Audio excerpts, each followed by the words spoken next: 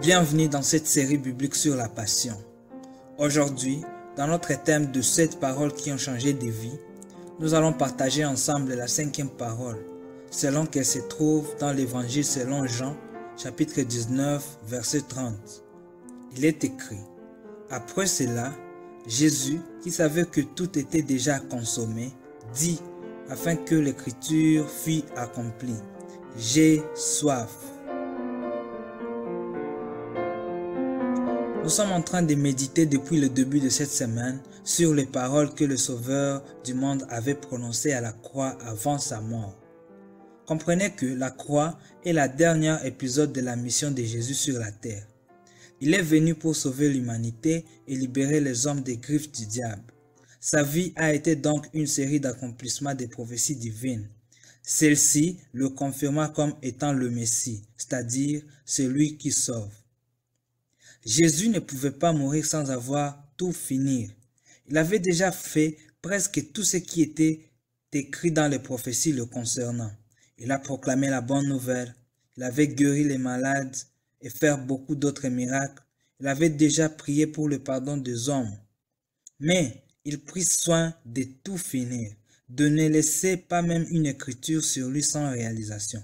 C'est alors qu'il cria: j'ai soif, afin d'accomplir la prophétie telle qu'elle est écrite dans le livre des Psaumes 69, 21.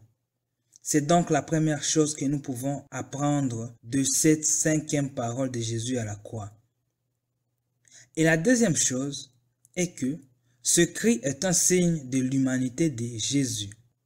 Jésus est Dieu, et le fait qu'il ait aussi soif à la croix démontre qu'il était parfaitement homme lorsqu'il était sur la terre.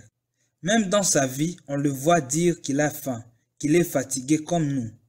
Mais alors, la question qui est là: comment celui qui était présenté aux hommes comme une source d'eau vive souffrirait un jour de la soif?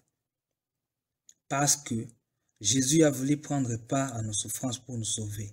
Il a souffert de la faim, de la soif, de la solitude et bien d'autres maux. Il a été tenté même par le diable.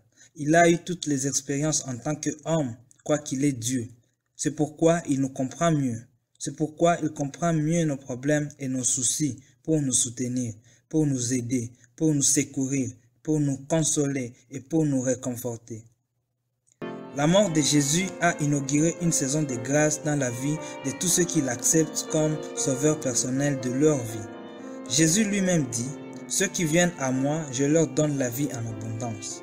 Pourquoi ne pas aussi accepter cette promesse et te réconcilier avec Dieu aujourd'hui en invitant Jésus-Christ dans ta vie au travers d'une prière sincère de repentance?